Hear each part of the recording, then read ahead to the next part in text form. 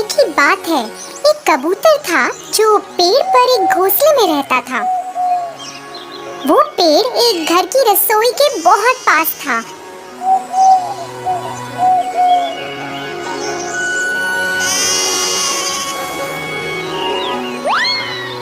और उसमें काम करने वालों को कबूतर बहुत पसंद था। वो लोग अक्सर उसे दाना डालते थे और उसका खूब ख्याल रखते थे।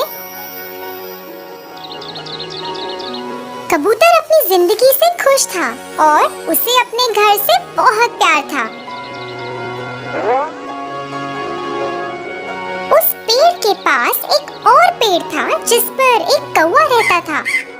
वो बहुत ही आलसी था और सबको परेशान भी करता रहता था।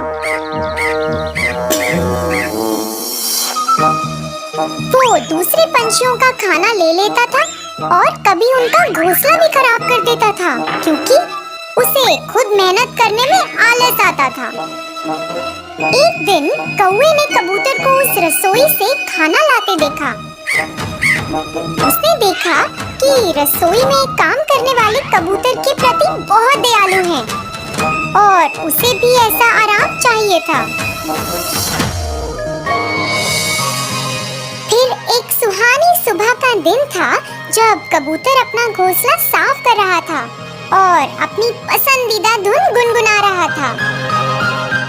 जब वो अपने घोंसले के लिए नई झाड़ियां उठा रहा था, तभी उसका पैर घास में फंस गया।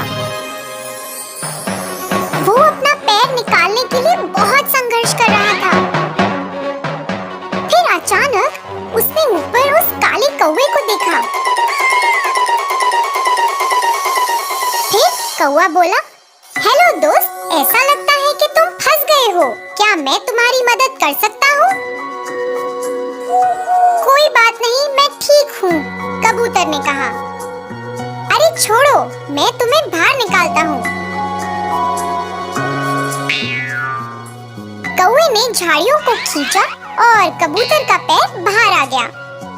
शुक्रिया दोस्त, तुम्हारा दिन खुशहाल रहे, कबूतर ने कहा। फिर जैसे ही कबूतर उड़ने लगा, कौवे ने उसे रोका। थोड़ा रुको दोस्त, शायद तुम मेरी मदद कर सकते हो। बस एक छोटी सी बेनती है, क्या हम दोस्त बन सकते हैं? फिर कबूतर बोला, हाँ, हम शायद दोस्त बन सकते हैं। अरे वाह, अब दोस्त तो सबका मिल बांट कर करते हैं। मैंने सुना है तुम्हारा घोंसला बहुत बड़ा और सुंदर है। चलो वहाँ चलते हैं, कौवा बोला। कबूतर थोड़ा हिचकिचाया मगर मान गया। दोनों उड़ चले। जब कौवे ने घोंसला देखा, वो बहुत खुश हुआ। कौवे को उस घोंसले में बहुत आराम मिला और उसने पूरा लुत्फ उठाने का सोचा। कबूतर ने उसे वहाँ रहने को और साथ में समय बिताने को कहा, जिससे वो खेलकूद और लोगों के बारे में गपशप कर सकें। पर जब खाने का समय हो गया, कौवे को अपने लिए खाने की तलाश करनी थी और अपना ध्यान रखना था। कुछ दिन बाद कौवा बहुत ही परेशान हो गया।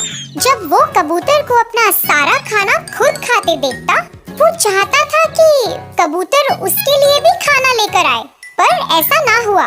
कौवा मांस खाना चाहता था, मगर कबूतर तो रसोई से सिर्फ दाने लेकर आता। कौवे से इंतजार नहीं हुआ और उसने तय किया कि वो खुद रसोई में खाना लाने जाएगा। एक दोपहर वो चिमनी से नीचे रसोई में गया। उसे मच्छी बनने की खुशबू आई और वो रुक ना पाया। उसने थोड़ा सा चखा और फिर थोड़ा और। फिर वो लालची हो गया और सारी मछली खाना चाहता था। इसी दौरान वो थाली जमीन पर गिर गई। घर के लोगों ने आवाज सुनी और भागते हुए रसोई में आ गए। कौवा थर-थर कांपने लगा और भागने की कोशिश करने लगा, मगर बहुत देर हो चुकी थी। एक आदमी ने उसे पकड़ लिया और दूसरे ने कटोरे से कौवे के सर पे मारा।